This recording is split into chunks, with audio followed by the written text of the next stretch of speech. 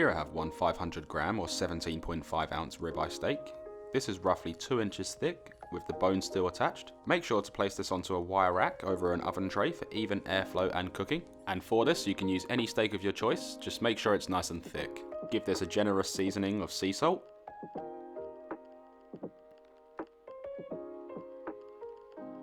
And cracked black pepper.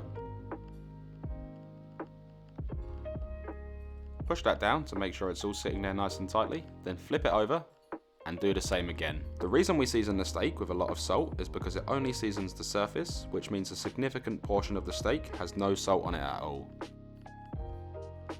We are now going to allow this to rest for 25 minutes to come to room temperature, and the reason being is that we want the meat to cook evenly from edge to center. Therefore, the closer it is to the final eating temperature, the more evenly it will cook. Whilst we're waiting for our steak to come to room temperature, preheat your oven to 120 degrees Celsius or 240 degrees Fahrenheit. Then once preheated and the steak's at room temperature, place the steak into the oven for 32 minutes or until you reach an internal temperature of 48 degrees Celsius or 118 degrees Fahrenheit. After 32 minutes, remove the steak from the oven.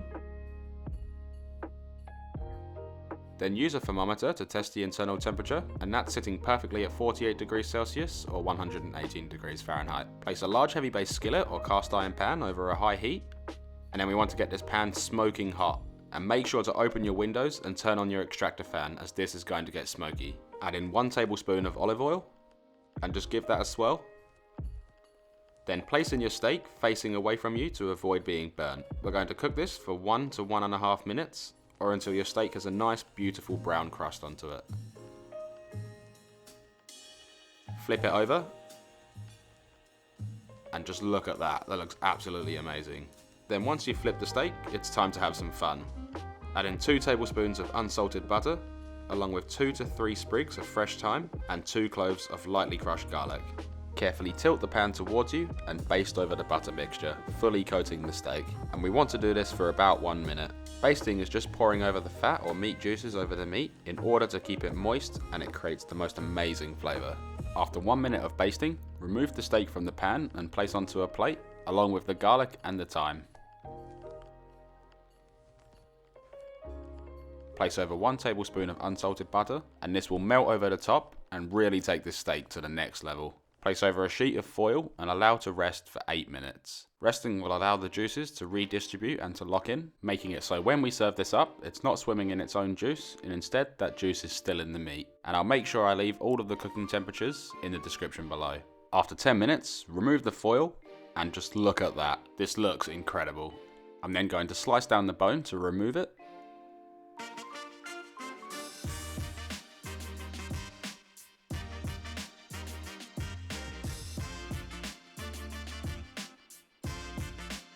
Pop that aside and I'll eat that after. Remove the fat cap and I'll eat that after as well. This looks so good. And then I'm going to slice this into thin pieces.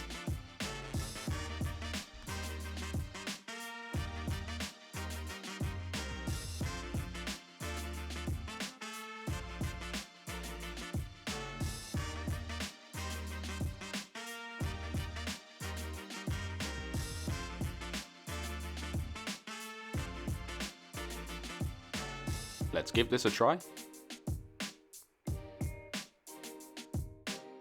Wow, that is so good.